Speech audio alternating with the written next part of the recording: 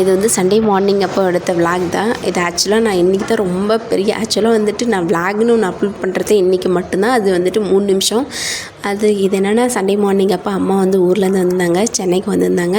வந்ததுமே நிறையா நேரம் பேசிகிட்டு இருந்தோம். பேசுனதுலேயே வந்துட்டு டைம் ஆகிடுச்சு, 10 மணி ஆகிடுச்சு. அதுக்கப்புறம் இங்கே காலையில் சாப்பிட்றதுன்னு சொல்லிட்டு மதியத்துக்கு நேராக ஷிஃப்ட் ஆகிட்டோம். ஆக்சுவலாக வந்துட்டு இன்றைக்கி வந்துட்டு புத்தாண்டுன்றதால, தமிழ் புத்தாண்டு அப்படின்றதால அம்மா வந்து மீன் எடுக்கலாமான்னு எனக்கு தெரில. அம்மா எடுக்கலான்ட்டேன். சரி ஓகேன்னு சொல்லிட்டு எடுத்தாச்சு. எப்பவும் போல் சாம்பார் வச்சாச்சு. அதுக்கப்புறம் ஃபிஷ் ஃப்ரைக்கான மசாலா என்னென்ன போட்டோன்னா, அப்படி எப்பவும் போல் உப்பும் மஞ்சத்தூளும் போட்டு மீன் நல்லா வாஷ் பண்ணி வச்சாச்சு. அது கூட வந்துட்டு ஃபிஷ் ஃப்ரை மசாலா, அதுக்கப்புறம் மிளகாய்த்தூள் போட்டோம், உப்பு போட்டோம், அவ்வளோதான். இது மட்டும் போட்டு அதுக்கப்புறம் லாஸ்ட்டாக அரிசி மாவு மட்டும் சேர்த்துக்கிட்டோம். அரிசி மாவு சேர்த்து கலந்து வச்சாலே செம்ம டேஸ்ட்டாக இருந்துச்சு. அதுக்கப்புறம் என்னென்னா வந்துட்டு அதுக்கப்புறம் அந்த மீனை மட்டும் போட்டு எடுத்தாலே வேலை முடிஞ்சது. இதான் வந்து ஃபிஷ் ஃப்ரைக்கான மசாலா. அதுக்கப்புறம் ஃபிஷ் குழம்பு வைக்கலான்னு சொல்லிட்டு பார்த்தீங்கன்னா, ஃபிஷ் குழம்புக்காக வந்துட்டு மிக்ஸி எங்கள்கிட்ட இல்லை. ஆனால் வெங்காயம் அரைக்கணும்னு சொல்லிட்டு அப்புறம் நான் தான் குத்திட்டு இருந்தேன். செம்ம கண்ணிலேருந்து தனித்தனியாக வந்துட்டு இருந்துச்சு. ஃபிஷ் குழம்புக்கான வந்துட்டு இன்க்ரீடியன்ட் என்னென்னா, ஃபஸ்ட்டு எண்ணெய் ஊற்றிட்டு அதில் வந்துட்டு வெந்தயமும் கடுகும் போட்டுட்டு அப்படியே வந்துட்டு வெங்காயத்தை இடித்து வச்ச வெங்காயத்தை எடுத்து போட்டு தக்காளி 2 தக்காளி மட்டும்தான் நாங்கள் எடுத்து நல்லா வேக வச்சுருந்தோம்.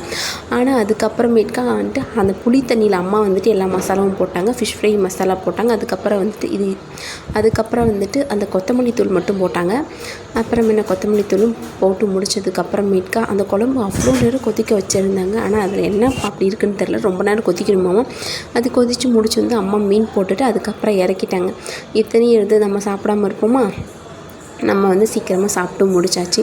சாப்பிட்டு முடிச்சதும் லாஸ்ட்டாக என்ன பண்ணியிருந்தேன்னா வந்துட்டு என்ன பண்ணோம், ஒன்றும் பண்ணல, சும்மா கொஞ்சம் பேசிகிட்டு இருந்தோம்.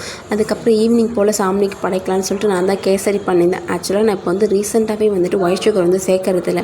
ஸோ அதனால் எல்லாத்துலேயுமே வந்துட்டு நாட்டு சக்கரை தான் சேர்த்துட்டுருக்கேன். ஸோ வந்து ப்ரௌன் சுகர் சேர்த்துட்டுருக்கேன். அதனால் ப்ரௌன் சுகரும் வந்துட்டு எடுத்து போட்டுட்டு நார்மலாக எப்பவும் போல் வந்துட்டு கேசரி பண்ணிவிட்டேன். ஆனால் கேசரி வந்துட்டு ரொம்ப சர்க்கரை இல்லாமல் ரொம்ப இதுவும் இல்லாமல் கரெக்டாக இருந்துச்சு. அப்புறம் சாமிக்கெல்லாம் படைச்சிட்டு அதுக்கப்புறம் வந்துட்டு இது பழம் வாங்கிட்டு வந்திருந்தோம்.